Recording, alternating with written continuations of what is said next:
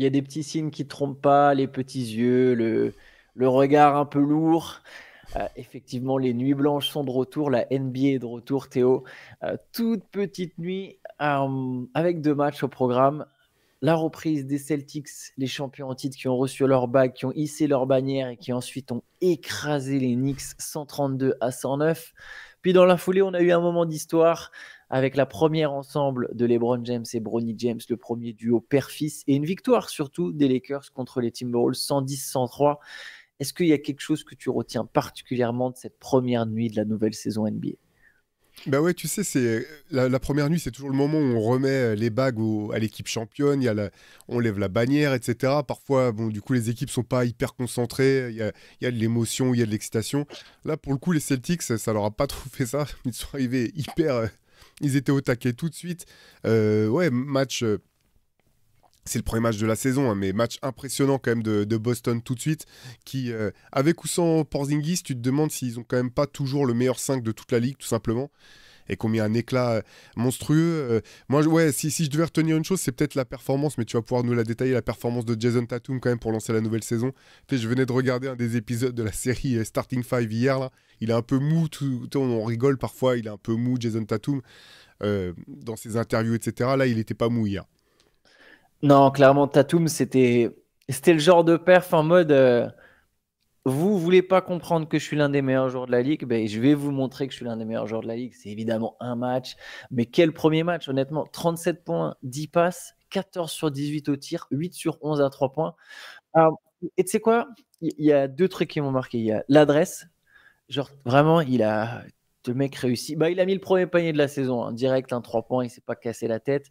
Il a été d'une adresse phénoménale. Tout ce qu'il tentait, ça rentrait. N'importe quel move, tu vois. Alors oui, il y a beaucoup de 3 points dans le lot. 8 de ses 14 paniers, c'est des 3 points. Mais tu vois, il y a même des moves à mi-distance. Il y a le package complet. Et ce qui m'a le plus impressionné, paradoxalement, Théo, moi, c'est le playmaking. Et ses plus belles passes, c'est même pas des passes d'ess, parce que c'est vrai qu'il finit à 10 passes, mais en vérité, il y a 2-3 moments où il envoie des passes laser magnifiques, très bien senties, et ses coéquipiers ne terminent pas. Donc il aurait même pu finir à 13 passes, hein, Jason Tatum. Et vraiment, il y avait un truc, tu sens, tout était bien. La prise de décision, à chaque fois le bon choix ou presque. Alors bien sûr non, si je regardais vraiment chaque possession, je jure que on trouverait un ou deux mauvais choix, mais dans l'ensemble il y avait une maîtrise totale de la rencontre et sa perf, ça illustre en fait ce qui s'est passé du côté des Celtics, hein. Plus 19 à la fin du premier quart-temps, plus 19 à la mi-temps. Ils ont mis 74 points à la mi-temps, même si là, Théo, je te lancerais plutôt sur 74 points encaissés. Ça fait beaucoup quand même pour les Knicks en une première mi-temps. Ouais, bah c'est sûr. Là, du coup, bah, New York, donc, qui prend cher quand même sur ce premier match, clairement. Euh, New York est diminué comme d'autres équipes seront diminuées. Tu sens qu'il y a quand même tout un tas de choses qui sont pas en place, que ça soit l'utilisation de Karl Anthony Towns. Il y a Michael Bridges qui a été catastrophique, abyssal en première mi-temps avant de se reprendre un petit peu. Voilà. Pour le coup, tu vois vraiment aussi la différence entre une équipe qui se connaît sur le bout des doigts, qui récite, et bah, une équipe qui est en train de se découvrir, et en plus qui se découvre en n'étant pas au complet, donc en devant comment dire, revoir un petit peu ses schémas défensifs à l'arrache. Ouais, là c'était flagrant. Ouais. Ouais, bah c'est vraiment ça. T'as une équipe qui sait comment elle va jouer, tu sais comment elle joue en fait. Les Celtics, là, sur cette nuit-là, en fait, ils ont rien fait de surprenant. Ils ont fait exactement la même recette que l'an dernier, c'est-à-dire beaucoup, beaucoup, beaucoup de tirs à 3 points, beaucoup de circulation de balles, beaucoup d'extra passes. Tu sens que c'est maîtrisé le jeu demandé par Joe Mazzulla et tu as raison. En face, tu as une équipe qui apprend. Alors, elle avait quand même son 5 majeur au complet. Ça va être on sait que ça va être le 5 majeur des Knicks. Et il y a quand même un truc que j'ai trouvé positif, en tout cas, où je me dis, ouais, il y a de la matière à travailler, c'est que j'ai trouvé qu'il y avait beaucoup d'espace pour les Knicks. Tu vois, c'est-à-dire que là, quand ça a commencé le match, il y a eu beaucoup d'adresses au début des deux côtés. Et c'est vrai que les Knicks, tu sentais que Bronson, il avait de la place pour opérer, plus que ce qu'il n'en a jamais eu. Par contre, à voir si ce trade se confirme, j'ai l'impression que ça manque cruellement de playmaker du côté de New York. Et que beaucoup, beaucoup, beaucoup de choses vont reposer sur Jalen Brunson. Alors, il aura de l'espace. Mais là, tu vois, c'est qu'un match, hein. Encore une fois, je dis, il ne faut pas tirer trop de conclusions. Mais je me rends compte qu'en fait, Hart, Anunoby et Bridges, les trois, je mets même Bridges dans le lot, c'est des joueurs qui vont être bons sur des coupes. Et ça va être très bien, ça va faire du bien. Tu vois, il y a des mecs qui vont être bons sur des coupes. Bridges et Anunoby ils mettront quelques 3 points des fois. Alors là, Bridges, il finit à 2 sur 7. Première mi-temps, comme tu l'as dit, les tirs, c'est même pas, il les rate. Je déteste quand on tire, il est entre l'anneau et la planche. Tu vois, et là, tous les tirs de Bridges, c'était ça, quoi. Même pas close, tu vois, c'est vraiment que des tirs moches. Mais bon, tu sais qu'il va mettre des 3 points et tu sais qu'il sera bon en coupe. Et pareil pour les autres. Mais je pense qu'il y aura beaucoup de ballons sur Jalen Brunson. Et c'est une équipe, clairement, comme tu l'as dit, qui se cherche et qui va chercher ses automatismes, quoi. Ouais, voilà, de toute façon, c'était déjà un peu le cas l'an dernier hein, sur la création. Tu vois, pour le coup, la perte de Randle et de DiVincenzo ne change pas grand-chose. C'était tous les deux aussi plus des finisseurs. C'était pas vraiment des créateurs, même si Randle pouvait créer par le fait d'occuper la défense. Ce qui était intéressant quand même, c'est parce qu'on s'y attendait pas forcément, c'est que alors, je sais pas si c'était le schéma du match qui a fait ça, mais c'est que Pakoum Dadi est rentré en jeu quand même. Il a joué 13 minutes, 3 points.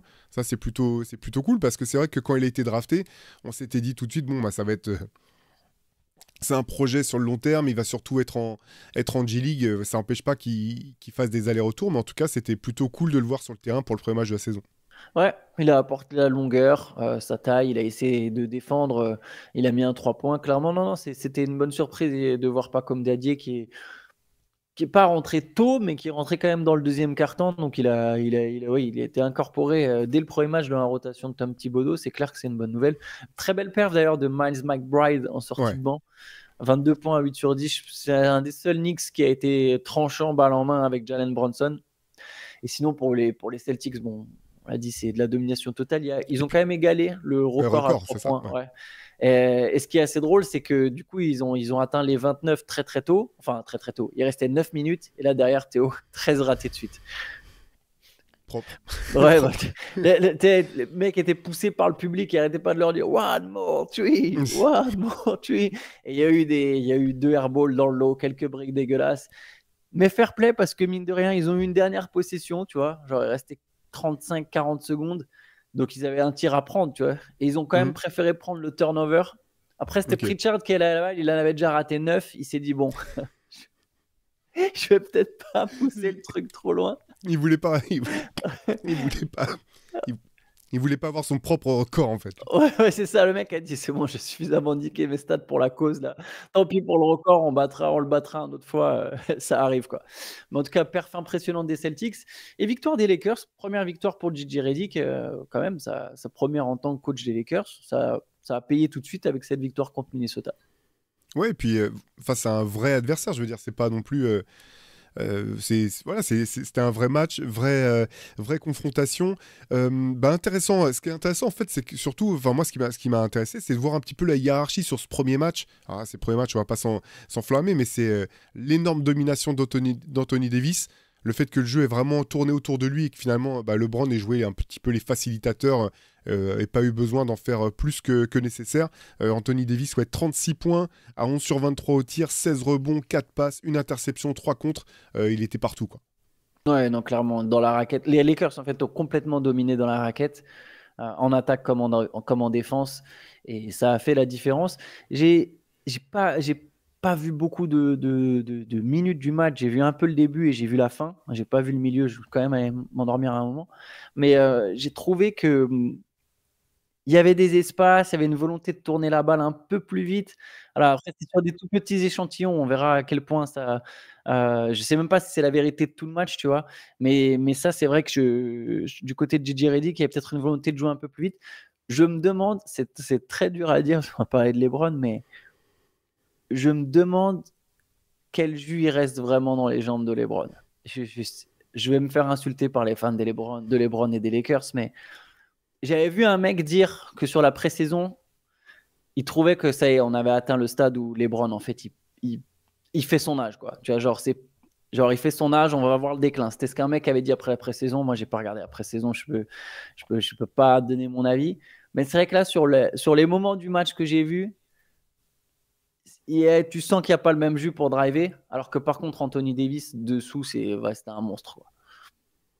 Donc, ouais, bref, c'est pas. à suivre pour LeBron. Ouais, pardon, vas-y. Quelque part, c'est logique. Et puis là, il n'y avait pas besoin d'en faire plus non plus. C'était le premier match de la saison. Je pense que on le sait. Enfin, pour le coup, LeBron James, c'est pas la tête de proue du load management parce que il joue quand même énormément Mm. tout au long de la saison, mais il a aussi l'expérience pour conserver son énergie pour les moments importants de l'année. On sait bien que le premier match de l'année, Ouais. c'était pas son objectif principal. Il avait un autre objectif principal hier pour ce premier match. Tu sais, j'ai l'impression, on va pouvoir en parler, mais j'ai l'impression que JJ Redick, il s'est fait une liste au sujet de Bronny et il essaie de cocher les cases le plus vite possible pour être débarrassé, tu vois. Donc, on attendait de savoir si Bronny et LeBron seraient sur le terrain ensemble. Bah, ça y est, c'est fait. Ouais, moi je pense que bah, je suis sûr que les Lakers si ont voulu finir genre c'est fait le plus vite possible quoi, comme tu as dit. Bah effectivement, Bronny il est rentré sur le terrain en même temps que son père. Ça qui est le geste était marrant. On a vu que c'était un peu pensé à 4 minutes de la fin de la première mi-temps, donc à la 4 minutes de la fin du second quart-temps. LeBron qui était déjà venu se reposer re-rentre avec Bronny. Bronny, il a eu 2 minutes, il a joué 3 minutes, il a joué 2 minutes 30 en vérité. 2 minutes 30 pendant lesquelles les Lakers d'ailleurs ont pris un 7-2. Bon, c'est le hasard, mais Bronny, il a eu le temps de prendre 2 tirs, un 3 points ouvert raté, et il s'est fait contrer par Gobert près du cercle. Il finit avec un rebond. Je pense que là, à part dans les garbage time, on va plus le voir. Moi, on verra, mais voilà, ils ont marqué Mm. l'histoire, tu vois, c'était beau. Il y avait la famille James était présent au premier rang. Il y avait Ken Griffin, senior et junior. Est-ce que ça te parle? Non, pour le Moi, coup, pas non. du tout. Hein. J'ai lu, je connaissais pas du tout. C'était le premier duo père-fils de l'histoire du sport US. Ils ont joué ensemble en MLB au baseball, Ok. donc ils étaient présents, donc c'était sympa, tu vois. Voilà, ils ont marqué l'histoire, c'est cool. Je suis pas sûr qu'on revoit beaucoup autrement sur des tout petits bouts de match. Bronny James, et là, ça sent après le passage en J-League, quoi. Moi, il y a un truc alors, je vais pas dire qui m'a inquiété, mais qui m'a interpellé quand même dans le match des Lakers. C'est quand même la répartition des temps de jeu, parce que le 5 majeur de Los Angeles a joué énormément de minutes pour un premier match. Celui qui joue le moins, c'est D'Angelo Russell, il a 34 minutes. Je suis un peu surpris quand même par ce choix. T'as raison, c'est vrai que j'avais pas fait gaffe. J'ai vu à un moment Gabe Vincent du coup sur le terrain. Et c'est vrai que par exemple, moi, le passage de Dalton Knecht, je l'ai pas vu du tout. Je l'ai pas vu du tout sur le terrain. Mais c'est vrai que ça fait beaucoup de minutes pour un premier match. Et là, tu vois, je vois le nom des remplaçants Mac Christie, Gabe Vincent, Jarvis Hay. Ah, aussi, lui, je l'ai vu aussi. Bronny James, Knecht. Pas trop de mecs. Ça, c'est dur, quoi. Il y a pas un. Ça risque d'être une vraie limite pour les Lakers parce que Connect, on sait qu'il pourra avoir du temps de jeu des fois avec les titulaires. Tu sais, tu sors Austin Reeves ou D'Angelo Russell et tu fais jouer Connect qui est là juste pour courir et pour prendre des 3 points. Mais c'est vrai que derrière, très dur leur banc. Au passage, D'Angelo Russell, c'est la cartouche absolue de ce premier. La coupe, la teinture blonde avec sa coupe là, c'est un nom absolu. Je sais qu'on n'est pas là pour commenter le style, le style capillaire, mais là c'est un nom absolu. Là, il y a des trucs, ça passe pas sur League Pass, ça c'est un nom absolu. Mais ouais, tu soulignes un point vraiment intéressant. Le banc des Lakers risque d'être faiblard. Après, le banc, on le savait qu'il serait faiblard, mais c'est justement la difficulté, en fait, c'est de faire avec ton banc faiblard, enfin, faiblard entre guillemets, hein, mais trouver les rotations. Après, voilà, c'était le premier match aussi de JJ Redick. En fait, je m'en suis rendu compte parce que j'ai été étonné aussi que les Lakers prennent pas plus de tirs à 3 points au bout du compte. Alors, tout est relatif, hein, mais ils en ont pris 30 sur ce match, alors que, par exemple, les Wolves en face en ont pris 41. Et c'était une des choses que JJ Redick avait dit en premier quand il arrivait, qu'on on va plus tirer à 3 points, etc.